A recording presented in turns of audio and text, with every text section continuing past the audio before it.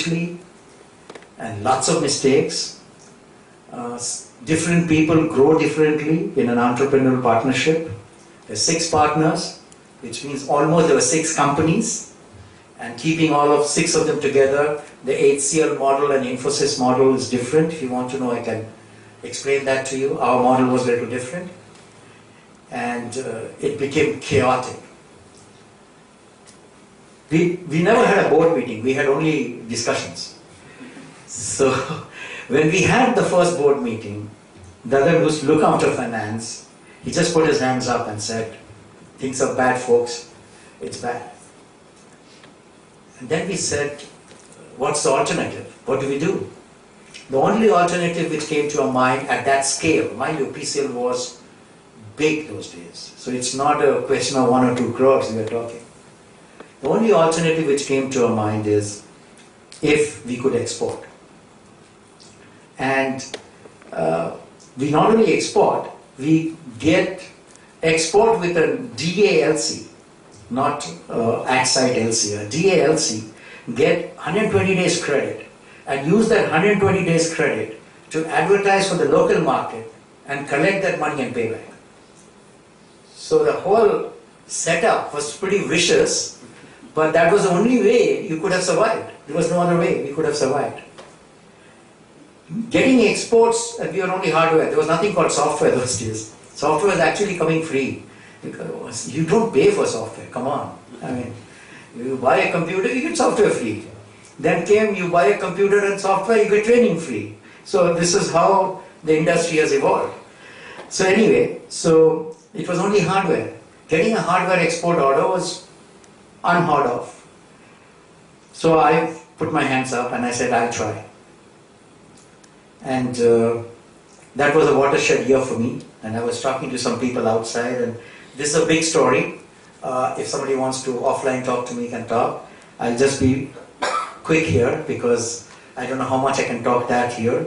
Is that 9 months from that day, I came back home with a $50 million motherboard contract from Dell Computers, directly from Michael Dell.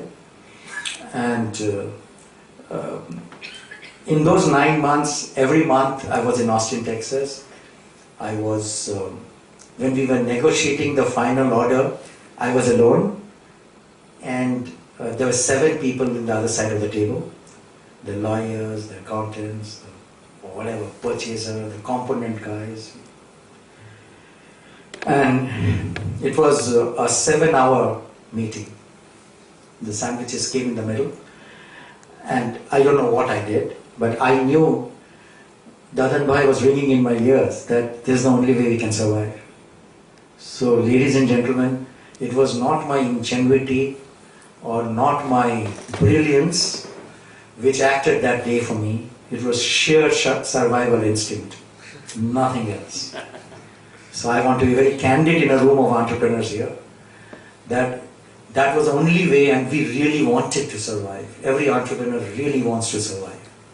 So that urge was so strong that all the objections which came in my way while Dell was talking to us, and I created things, like for example, I created a concept, I created a concept called Open Book Bill of Material.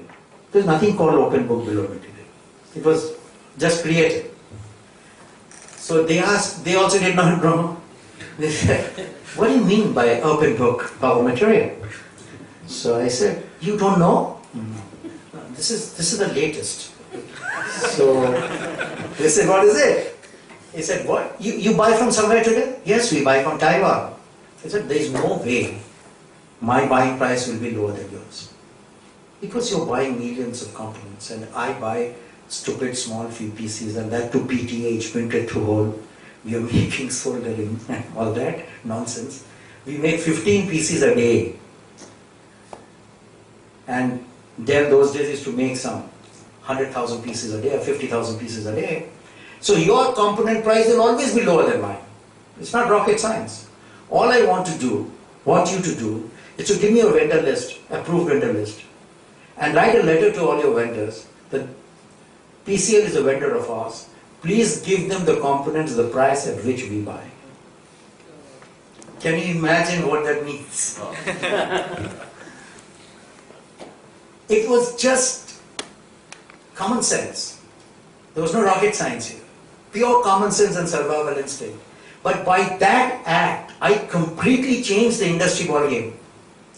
Everybody was trying to get exports, but nobody could get to that level where a company like Dell, their purchase price you are getting directly without doing anything. So they said, how does it work after that? I said, that's the price. Now I want 3% margin. I'm being open, completely open what I want to make. The price is yours, you know the component price. I want a net 3%. Okay? In India, we have a 12 to 13% finance cost and a 12 to 13% sales cost. So if you give me 30%, I've still not made any money. It's that bad. So we can come to a price matrix which is completely transparent and open. You will know every time you ship that how much money I'm making. And then you should not have any problem, because otherwise I can never reach this level. Let's stop the discussion right now. It's a non-starter. So they kept on looking at each other. He said, can we have a break? I said, sure, we can have. They came back after half an hour. Let's proceed. So that was the first hurdle which we crossed. And we kept on doing that. And you know how stupid way this 15 million came. I call it the stupid way. I'm the stupid guy. And they were signing a deal with me for $20 million. I said, look, I will take 1 year to make the factory. I don't have the factory. I have to first hire a place, then clean it up, then I have to buy surface mount technology, pick and place equipments, automatic testing machines. They will come, take their own time to come. Then I have to train my people to use them. Then, so 1.5 years will be gone in doing that. So when does this 20 million start? So he said, what do you mean? I didn't understand what you're saying. I said, I didn't tell him that was the idea. But I said, so there's a pre-operative phase of 18 months. So you give me an order for 36 months, 20 million first year, and there will be at least a 50% growth in the next. So 30 million second year. Give me a contract for 50 million. See, if I don't meet it, anyway it's my loss. What's your problem?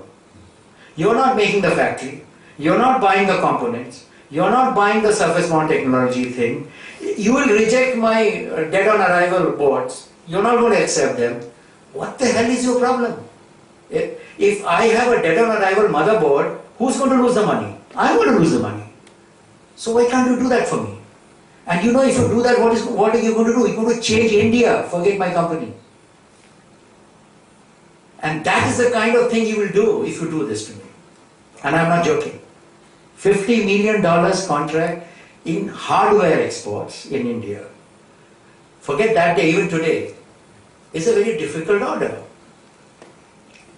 And I've told this many times in many sessions when I've had to say this, that if somebody tells me to repeat this, I will not be able to. No way. I can't. So everything, and this whole thing started with the first meeting with Michael Dell. Michael Dell doesn't meet people. And I was told it's impossible. And I don't know, now of course all of you know, I'm talking early 90s that people didn't know, the manufacturing and the marketing in a US structure never meet.